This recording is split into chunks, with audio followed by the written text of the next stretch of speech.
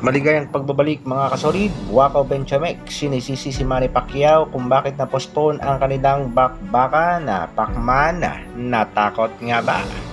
American promoter Bob Arum nagalit at hindi nga nagustuhan ang pag-amin nitong Japanese monster patungkol sa pagtuturok.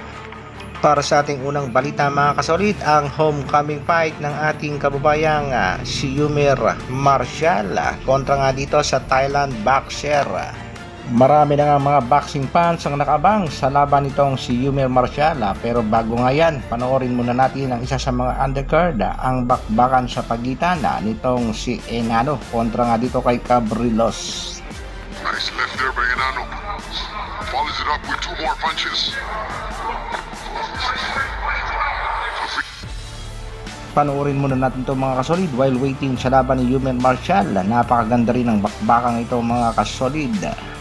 Samantala, totoong dahilan ng pagkapospon ng bakbakan sa pagitan ni Pacquiao at nitong si Buakaw. Inamin na nga ng MMA legend ng Thailand kung bakit hindi natuloy ang kanilang bakbakan. Sinisisi nga niya itong ating pambansang kamao na si Manny Pacquiao. Ayon nga daw sa promoter nitong si Pacquiao ay wala daw sa kondisyon itong si Manny, kaya ipagpaliban muna ang kanilang bakbakan. At dahil nga dyan mga kasolid ay napilitan mo ng lumaban itong si Buakaw dito sa Japan. At dito nga naibunto ni Buakaw ang kanyang galit. Second round knockout lang ang inabot ng kanyang kalaban. Ayon pa nga dito kay Buakaw, kung sakaling matuloy ang kanilang bakbakan ngayong April 20, siguradong knockout din ang aabutin nitong si pambansang kamao Manny Pacquiao. Sa kabilang balita naman mga kasolid, American promoter na si Mr. Bob Arum galit nga at dismayado dahil nga sa ginawang pag-amin nitong si Japanese monster na Naoya Inoue. Bakit na nga pinayagan ng mga Japanese promoter na umamin itong si Inoue na nagtuturok ng pain reliever?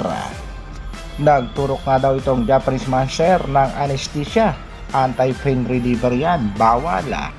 At dahil nga dyan mga kasolid ay nag-aalala itong si Bob Arum na baka maalarma ang kampo nitong Mexican bad boy na si Luis Pantera Neri dahil nga sa ginawang pagtuturok at pag-amin ng tinaguriang Japanese monster na si Naoya Inoue. Paliwanag naman itong si Naoya Inoue, nag-inject lang siya ng pain reliever dahil nga sa kanyang natamong injury sa training.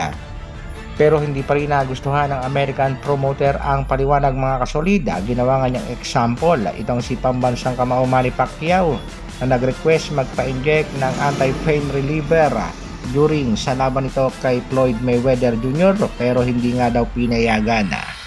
Nag-aalala nga lang daw itong si Bob Arum na baka mabatikos itong Japanese monster maging ang Japan Boxing Commission sa pag-amin nga nitong Japanese monster.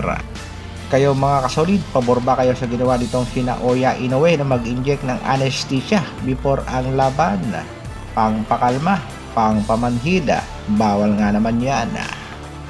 Abang-abang lang tayo mga kasolid sa magiging resulta ng homecoming fight ng ating pangbatong si Yumir Marshall. At syempre abangan din natin ang mga latest na update dito sa ating nag-iisang angas ng Pinas, Cuadro Alas, John Real Casimiro. Mabuhay ang mga boksingerong Pinoy. Hanggang dito na lang muna mga kasolid. Maraming salamat sa patuloy na pagsuporta at panonood. Isang like naman dyan, pa-share na rin ang video na to at pa-subscribe sa mga bagong mapapadaan sa aking munting channel. Mabuhay, Dr. Alvin Vlogs. Brrrr.